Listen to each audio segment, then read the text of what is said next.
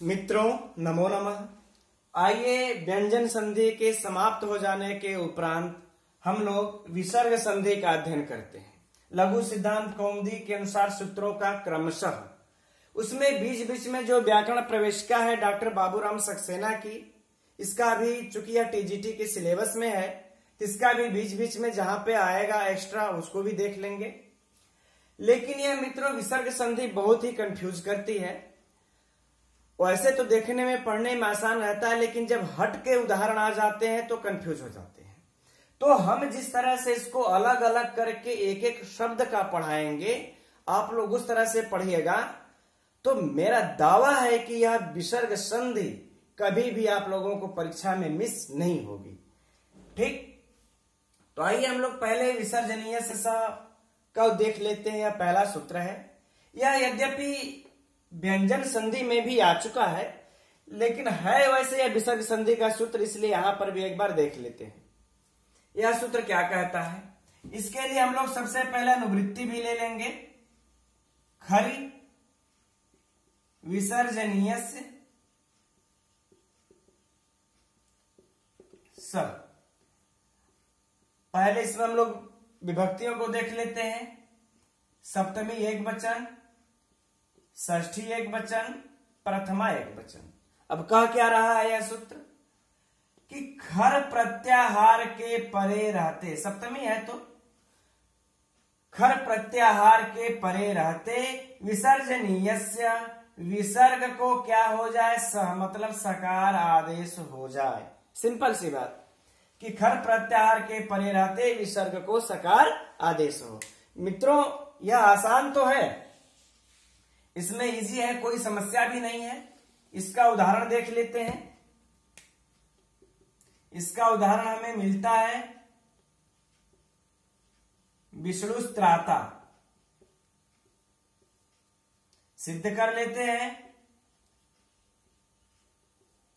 विष्णु धन त्राता। मित्रों या तो आप लोग भी जानते ही होंगे, आसान सा है तो, लेकिन एक बार कर करके देख लेते हैं। विसर्ग के बाद त मिला जो कि खर प्रत्याहार के अंतर्गत आता है, इसलिए हम इसको क्या कर देंगे, विसर्ग को सकार आदेश करके विष्णु धन त्राता हम मिला देंगे, बन गया हमारा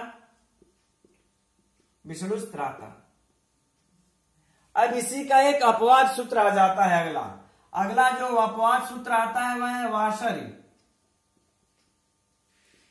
इसका और भी अपवाद सूत्र है, हम उस पर चर्चा भी हम करेंगे।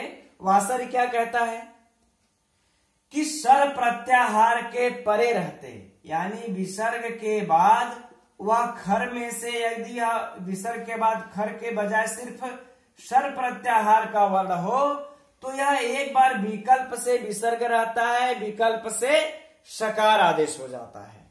इसके हमें दो उदाहरण मिलते हैं। पहला उदाहरण है, दो रूप सिद्ध हो जाएंगे इसके, हरिश्वेते, और एक बन जाएगा आपका हरिश्वेते। ठीक, इसकी एक बार इसी तरह सिद्धि कर लेते हैं। हरिधन शेते, यहां पर विसर्ग है, विसर्ग के परे शर प्रत्याहार का वर्ण है, तो एक बार तो यह सकार कर देगा।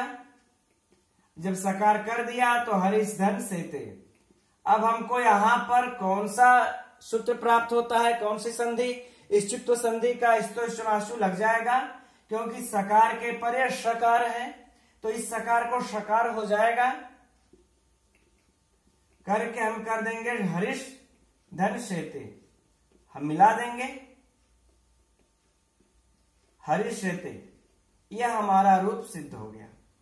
अब जब यह सकार आदेश नहीं करेगा तो विसर्ग ही रह जाएगा।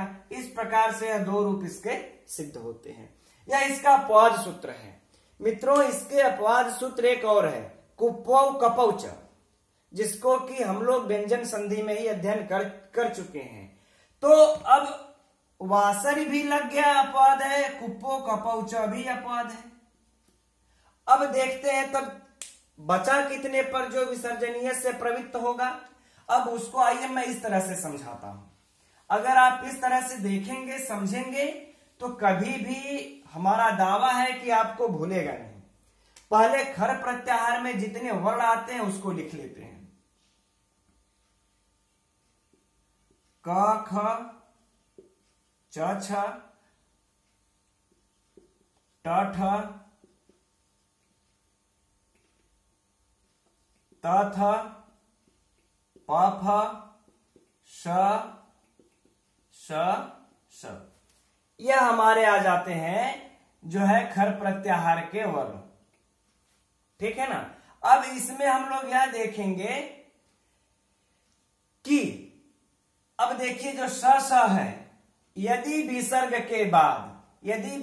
के बाद हमको यह प्राप्त होते हैं तो इसका अपवाद सूत्र विसर्जनीय से सह का वासर आकर के प्रवृत्त हो जाता है। बातें समझ में आ गई।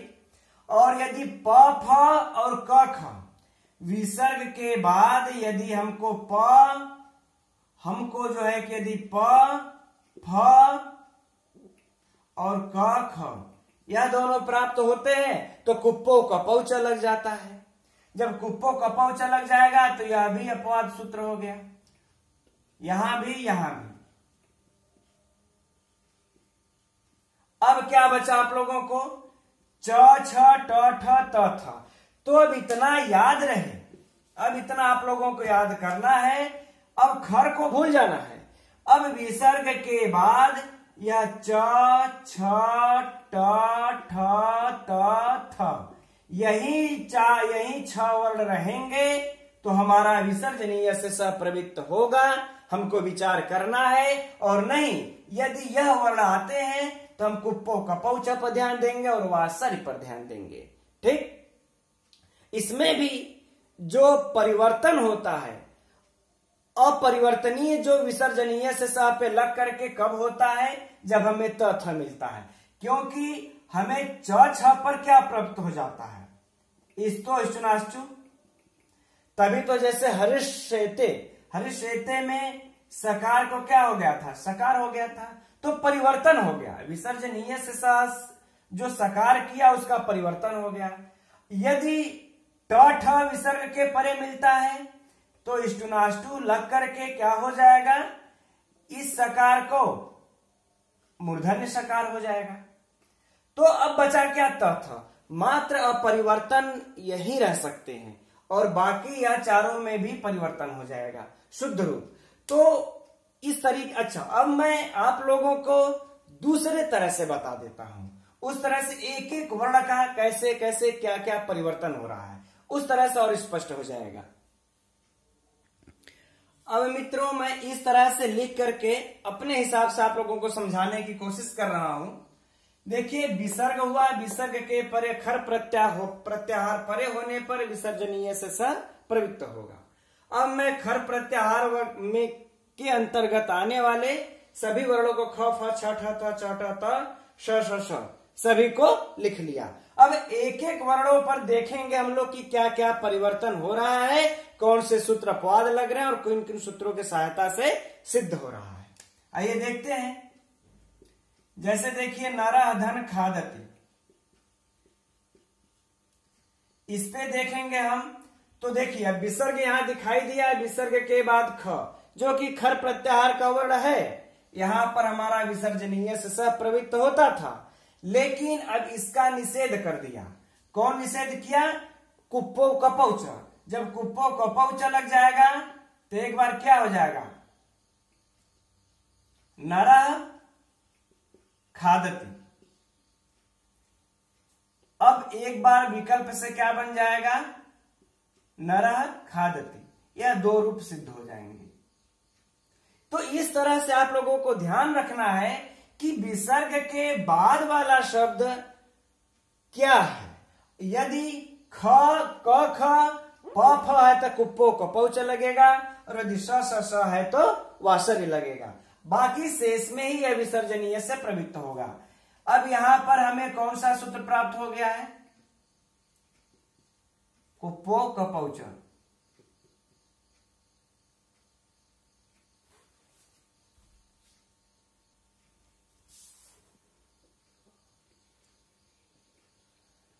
ठीक है।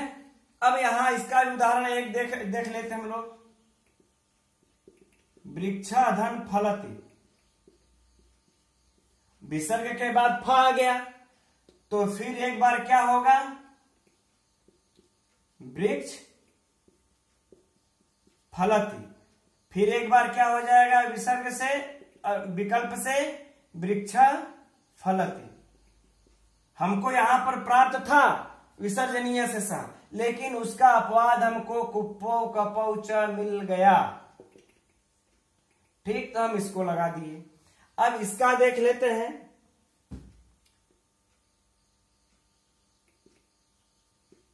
वृक्ष धन छादयति। अब देखिए यहां पर विसर्ग है, विसर्ग के परे छ है, तो यहां पर हमको सकार प्राप्त होकर के क्या प्राप्त हो जाएगा, इस तरह से देख लेते हैं।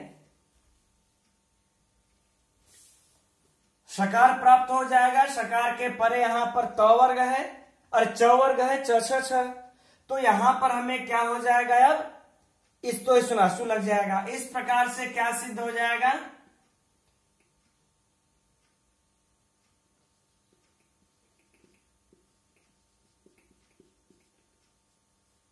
यहां पर भी दो सूत्र प्राप्त हुए हमको। एक तो विसर्जनीय से और दूसरा हमें प्राप्त हो गया स्तोष्णाचु, है ना मित्रों। इस तरह से इसको हल कीजिए, फिर देखिए आपको क्रमशः याद हो जाएगा। ठीक, अब अगला है, अगले का उदाहरण देख लेते हैं। देवः धन ठकुर।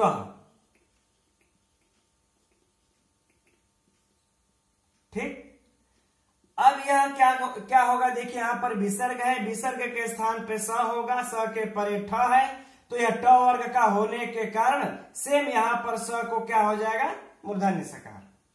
ठीक, मूर्धन्य सकार होकर के क्या बन जाएगा, देवस ठाकुर।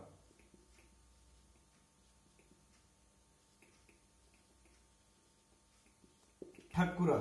अब यहां पर भी हमें दो सूत्र प्रवृत्त हुआ, एक तो प्रवृत्त हुआ विसर्जनीय से और एक प्रवृत्त हो गया इष्टुनाष्टु। ठीक, अब हम लोग थ का उदाहरण देख लेते हैं। ठ का हो गया, थ का देख लेते हैं। थ का है बालाधन थुत्करोति। बालाधन थुत्करोति।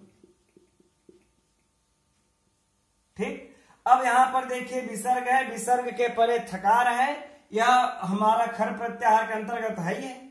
अब हम विसर्ग को सहम कर देंगे। अब यहां पर देखिए कोई परिवर्तन नहीं होगा, सीधे बालस विसर्ग को सकार होकर थुत्करोति।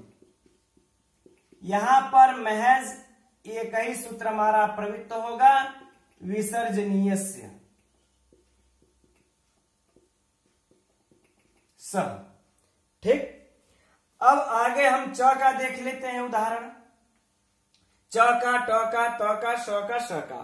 तो मित्रों हम लिख लेते हैं, उसके बाद हम एक तरह से समझा देंगे, नहीं तो वीडियो बहुत लंबी जाएगी। अब इसी तरह आगे देख लीजिए मित्रों। पुरुषाधन चिनोती, जब पुरुष में विसर्ग को सकार होगा तो च वर्ग परे रहते हमारा एक विसर्जनीय लगेगा और स्तोष्णाश्चु लगेगा, पुरुषस चिनोती बन जाएगा। ठीक, अब बुधाधन टीकते, अब यहां पर विसर्ग के परे खर प्रत्याहार का वर्ण है, तो विसर्ग को सकार विसर्जनीय से होगा और फिर उस सकार को जो मूर्धन्य सकार होता है वो हमारा ष्टुनाष्टु से लग जाएगा। अब इसी प्रकार से रामाधन त्राता में, इसमें तो सिर्फ विसर्जनीय से लगेगा, चूंकि इधर त है तो कोई विकार उत्पन्न नहीं होगा, तो रामस त्राता। फिर पुरुषाधन सेते का देख लेते हैं।